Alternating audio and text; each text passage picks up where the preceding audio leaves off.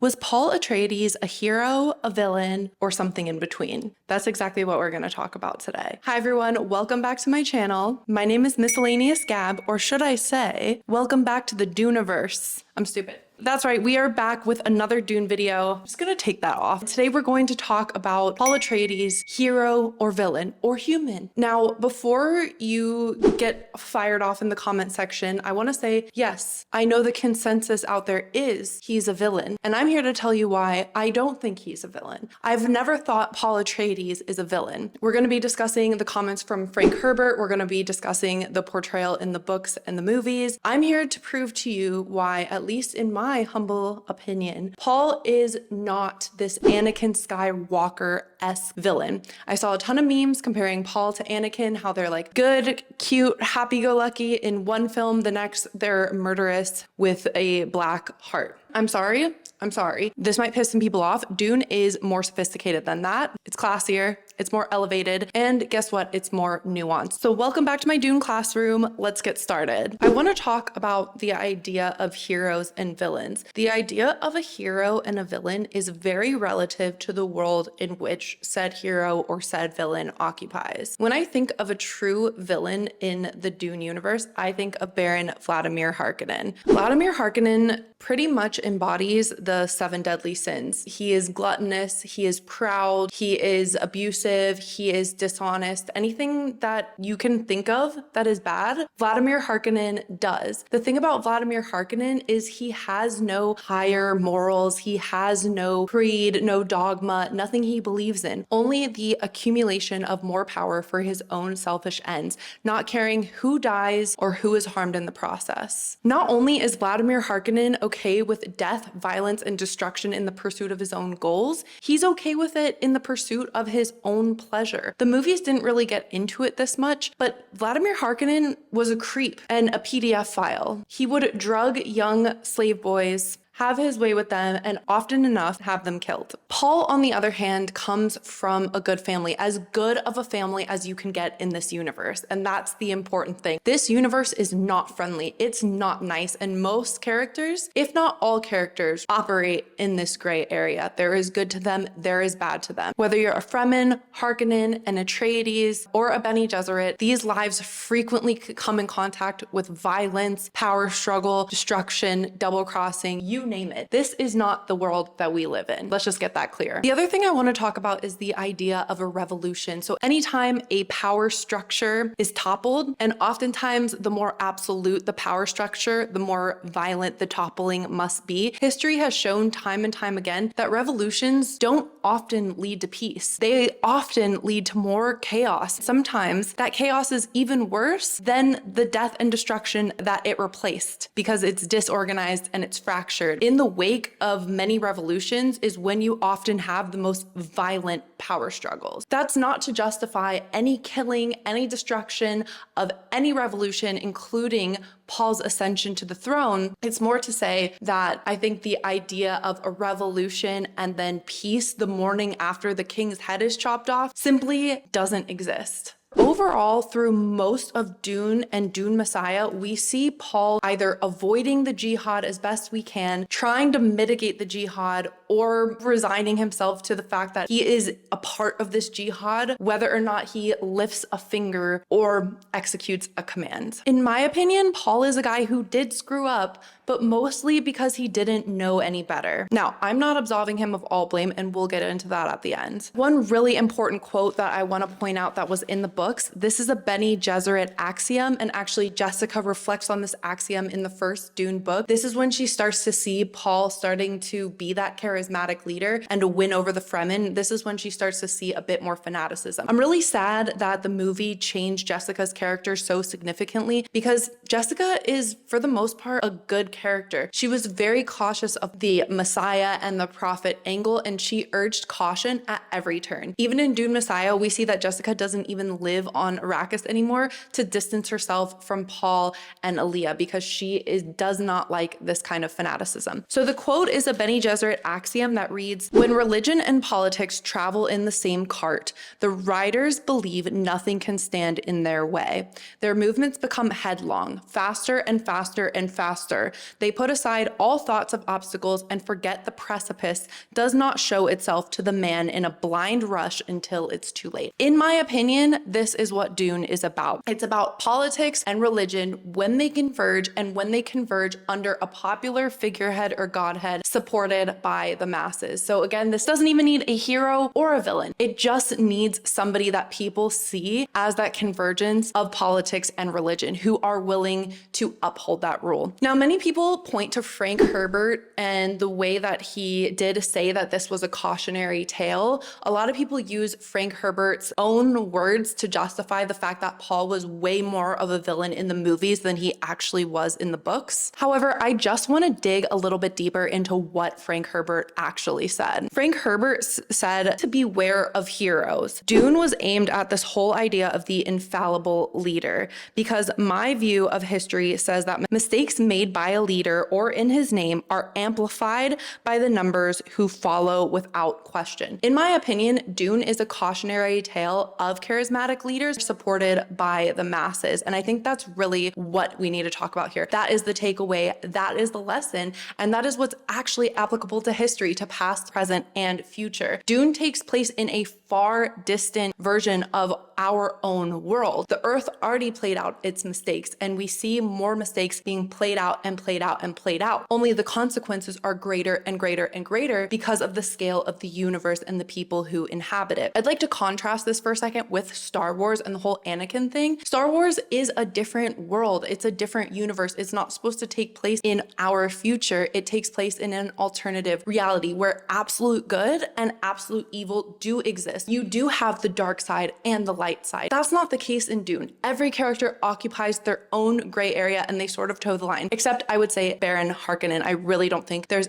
any redeemable qualities about that guy, and may he rot in hell. I think this is more of a message to the people who believe in the leader, who are willing to uphold his rule, because we see with Paul that even in Dune Messiah, 12 years down the line, Paul is disheartened. He does not enjoy this power. He has not enjoyed a lick of the power, to be honest. And not that he needs to enjoy it, not that you have to enjoy being a bad guy to be a bad guy, but I don't think for Paul it was really ever about power. Most of the first Dune book is about Paul seeing the jihad and actively trying to avoid it, doing everything he can to avoid it. We do see this in the movie as well, but it's way more pronounced in the book. Every step that he takes, every move that he makes is trying to do his part to avoid the outcome of the jihad. I think Paul's character can be encompassed by somebody who does bad things for good reasons and maybe who does good things for bad reasons. So I want to go over a really important quote that's at the end of the first Dune book. I see a lot of people on Reddit, etc., who are like, oh, well, Paul fought against the jihad just to embrace it. This is a clear message that he flipped, that he walked over to the dark side, that he pulled an Annikan Skywalker. No, I'm sorry, I'm all for discourse and conversation, but the people who are saying that simply are not reading carefully. You have to understand that before Paul was even born, that the universe hung in a very fragile balance. People other than Paul, other than his family, for centuries had been trying to create a convergence of maximum power and bloodline. Someone who would be almost like a god, someone who would be able to see the golden path. This is not to say that people don't have free will and they don't have choices, but that this plan had been in action for way before Paul had come into the picture. At the end, when he's about to fight Fade Routha, this is what Paul reflects on. First of all, this is who he's referencing. He thinks about the guild navigators. They're accustomed to seeing the future, Paul thought. In this place and time, they're blind, even as am I. And he sampled the time, winds, sensing the turmoil, the storm nexus that now focused on this moment place. Even the faint gaps were closed now. Here was the unborn jihad he knew. Here was the race consciousness that he had known once as his own terrible purpose. Okay, I'm gonna stop right there because even on like the first page of Dune, Paul is reflecting and feeling his own terrible purpose. He's seeing that now converge with this inevitable race consciousness, this awakening, this jihad. Here was reason enough for a Kwisatz Haderach or a Lisan al-Gaib or even the halting schemes of the Bene Gesserit. The race of humans had felt its own dormancy, sensed itself grown stale, and knew now only the need to experience turmoil in which the genes would mingle and the strong new mixture survive. Okay, I don't want anyone coming at me here, but this reflection right here feels like that forest fire, right? That the forest needs to set itself on fire sometimes to create new life. Again, I am not justifying the killing or the jihad, but it almost feels like Paul can feel this boiling point that humanity has reached, almost like a mass extinction. Like he says, the genes would mingle and the new strong mixtures would survive. All humans were alive as an unconscious single organism in this moment, experiencing a kind of sexual heat that could override any barrier. And Paul saw how futile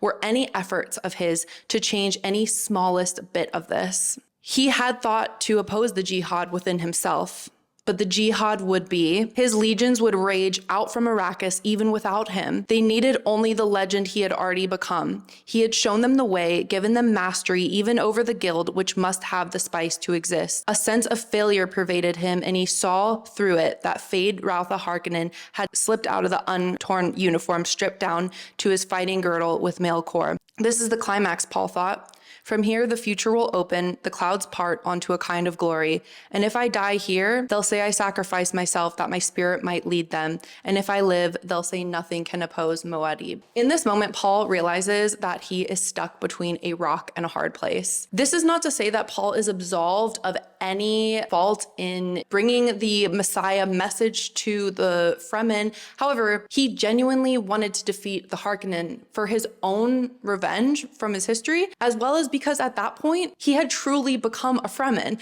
and all Fremen wanted control over Arrakis. So to say that Paul have the know-how to just be like, you know what, I'm just gonna hide in a cave. I won't avenge my father as an Atreides. I won't fight as a Fremen. Well, that's just asking somebody to have no personality, no identity, no ties to anything. Paul had spent years, because remember, in the book, years past, Paul had spent years becoming a Fremen, becoming a Fedaykin. He has a child with a Fremen. He has the eyes of Iban. Paul is a Fremen. And Fremen, I'm sorry, they're not nice people. Hi, everybody. You might notice that perhaps it's a different day, a different outfit. Very unfortunately, the camera either stopped recording or I accidentally deleted the files for the last little bit of my Dune Paul Atreides hero or villain video. I honestly am really sad about it. I cried a little bit, I'm not gonna lie to you, because when you put so much time and effort and love into something, you really get into it. Even though I have notes here, I made points that maybe weren't in the notes, that I do really appreciate all your support, and it makes sometimes the technical difficulties and the hard parts worth it in the end. I left off talking about how Paul did use the Fremen and the Messiah element in order to mobilize and unite the Fremen to get revenge on the Harkonnen. And while some might say this is selfish, this is him being the bad guy, I would say that it's a human thing to do. And I think that there are a lot of characters in Dune that are motivated by revenge. However, the difference is here is having the masses behind you, right? If we look at Gurney Halleck, we look at someone who was motivated by revenge for so many years, hatred of the Harkonnen. Would he have done any differently if he had had a group of people equally wanting revenge at his disposal, if he had all the stars aligning for a prophecy, etc.? I don't know. You tell me. But the quote that I left off of is, "There is no escape. We pay for the violence of our ancestors." This is a quote from Dune, the Dune book. And I think it's very relevant here. Perhaps these cycles of revenge, of punishment, of power struggle would have gone on whether or not Paul truly embraced his destiny or not. If not him, then who? The Harkonnen, Chom, Spacing Guild, someone would have filled that vacuum. Like he said, he really felt like humanity was changing. Now, maybe someone could have done it better. Maybe someone could have done it worse. Who knows? This quote is mentioned so many times in the first book, which is, "The people who can destroy a thing, they control it." It's repeated over and over in regards to the spice. And Paul really internalizes and studies this quote. Perhaps that he thought that if he could potentially be that linchpin, if he could destroy the thing, he could have control over it. And maybe that's why he stepped up to the plate. he never had control over the jihad. The jihad used him. That's a quote from Dune Messiah. He saw himself as a pawn. He saw the moons falling, etc. As a human being, you might think that, well, if this is going to happen either way, Paul does try to mitigate the effects of the jihad as much as he can. But then he also tries to protect the people that he loves. And I think that love is one of those things that continues to make him human. Perhaps without the love that he has for his beloved, for Cheney, for his family, maybe he would have been even more destructive, or not even him, but the people behind him. And if we think through, because my whole argument here is that Paul is not a villain. He's not a hero, but he is a human being. It's about the humanity. What is a human? If we think back to the Gom Jabbar, a human is a person, an individual who falls into a trap and stays in that trap, withstands unbearable amounts of pain in order to make things better, in order to put an end to things. Paul ultimately, he fell into that trap and he ultimately failed. That doesn't necessarily make him a villain, but he did fail. I won't get too into Children of Dune and the forthcoming Dune books, but then we can argue, did others succeed eventually? I think that he realizes he is repeating those same cycles of history. Even when he completely resigns himself, he sees what is happening with his sister, with the cult of Aaliyah, and he doesn't really do anything to try to stop it. Dune is a cautionary tale about blind obedience, about repeating those same cycles of history and kind of getting into the bottom of how those begin in the first place. So I think that's all I had for you. Again, I'm really sad that the second half of my video did not record. Hopefully you still got something meaningful out of me wrapping up these comments. And if I did forget anything major, hopefully you will forgive me and let me know nicely in the comments. Maybe there will be a part 2 that will be fully recorded where I can maybe explain this from some other angles. I think I'm in the minority here when I say that I really don't think that Paul is this Annikan Skywalker villain. There are no easy answers and there is no black and white in this universe. And I think that's why Dune really does stand the test of time, and it does stand different adaptations, and it really can teach us things. One of my viewers commented in my Dune Messiah video about Dune being more of like a Greek or even Shakespearean tragedy, and I think that's honestly true. If we look at Shakespeare tragedies or even Shakespeare plays in general, they're repeated throughout history. They take different adaptations. Their films do an amazing job. I've spoken very highly of the films, but obviously films, we're focusing on the spectacle, we're focusing on the imagery, and sometimes they can dilute the meaning or the nuance of these things. So I really have a lot of faith if they are going to make a Messiah extension. Next up on my Dune docket are 2 of my favorite scenes that were not in the movie. Stay tuned. Please like and subscribe, comment, share this video if you think a friend would like it. And overall, I love most of you. Thank you so much for your support and for sticking with me even through these very sad technical difficulties. I will talk to you very soon. I hope you have a great rest of your day, rest of your weekend, rest of your night. Until next time.